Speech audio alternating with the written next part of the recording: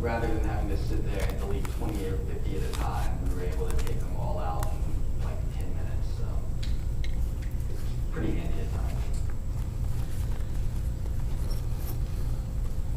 I keep wanting to select text. But, so content profile is another one, and I think Greg and I have a disagreement at some points in this one. But content profile basically does profiles as nodes. So rather than using profile.module, which works okay as long as you don't need any interesting fields at all, content profile.module is not extendable at all. So the fields that come with it are the fields you get. Content profile, on the other hand, you can build a node to CCK out of and say that that is a profile on the site. And then you can actually have multiple different kinds of profiles for different user roles by using standard user permissions to say, if I have a teacher and a student role, I can have two different profiles for them by having a teacher profile and a student profile, which I've enabled both of them as a content profile type. And then I just use permissions to say which role can create which one. And I can really easily have two different profiles like that. And also, since I work with the CCK, you have a lot more field options in general. What do you think about profiles? Well, so another big thing that people say about the profile module is that the performance of it is quite bad due to the way that it stores data in the database. And so, because of the fields, because of the performance, because it's not extensible in any way, the content profile can be better. On the other hand, for Drupal 7, it's very likely that the profile module will now be based upon the fields module, which is like CCK and core. And so if you have a Drupal 6 module and you want to upgrade it to Drupal 7, how many more releases in the future are we going to keep maintaining this content profile module once we're allowed to use fields on profiles? Probably not that many more releases. So at some point you'll have to write a script that takes your data out of your content profile and uses the core profile module, and that's not fun. So my feeling is that if you can use the profile module for Drupal 6, then it's a decent one to think about because it'll have a better upgrade path in the future. I forgot Drupal.org doesn't work right now. I'm curious how many content profile installations there are there, because everybody who uses that is kind of in that boat together, so it'll be interesting to see how it plays out and what sort of upgrade path there is when something comes around. Question? Yeah. So, actually, I was just going to say on that, one of the things to keep in mind is that the way profile handles specifically dates is really, really bad. So if you need to do any sort of tracking of birthdays of the people that are on your website, for example, use doesn't like that. So you should probably go with content profile. You have a use case that even approaches that. Great. Do you want to handle the recipe stuff we did since you put it together? Sure. So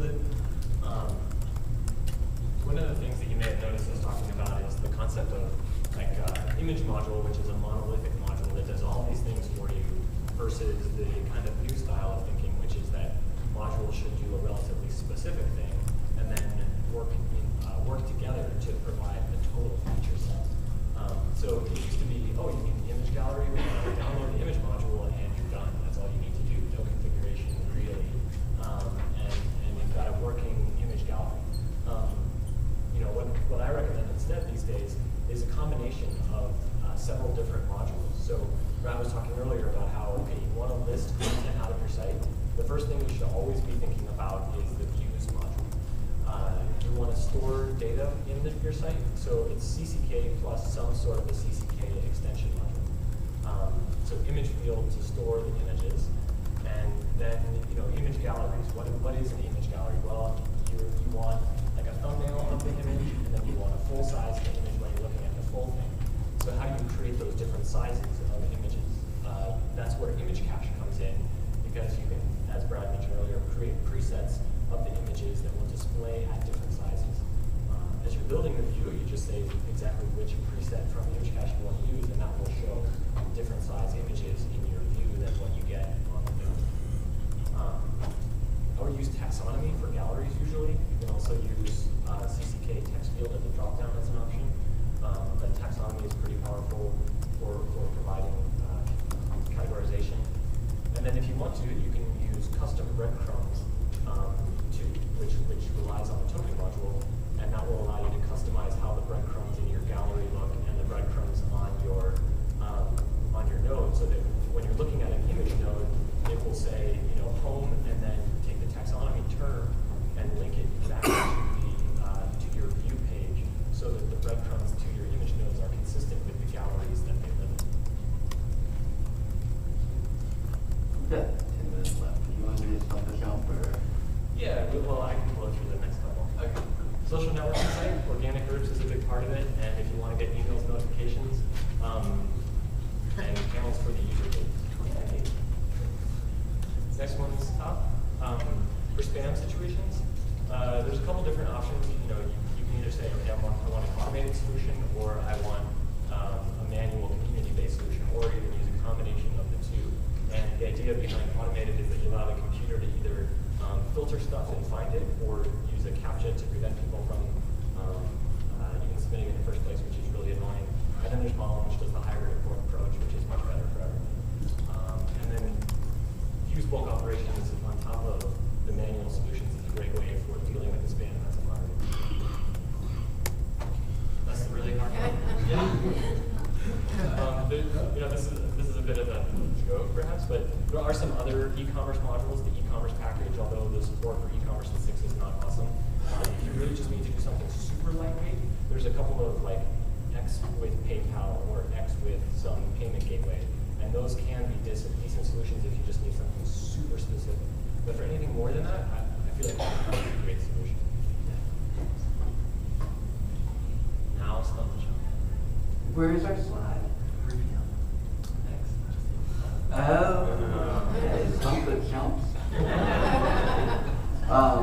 So yeah, this is the part where hopefully you guys have some questions about things you're bumping into right now, and you want to just kind of throw them out there, and we'll see what we can tell you.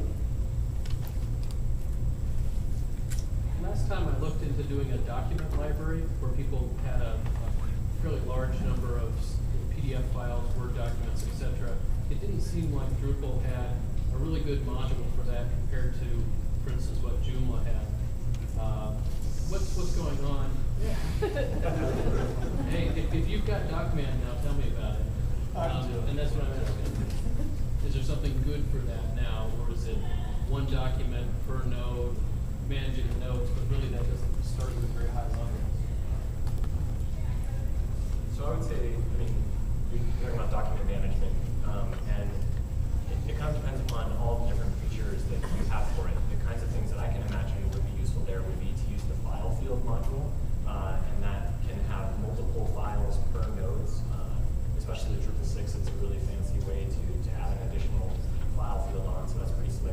And then add in some taxonomy for categorization and stuff like that. Yeah, exactly. So Searching the text of the content of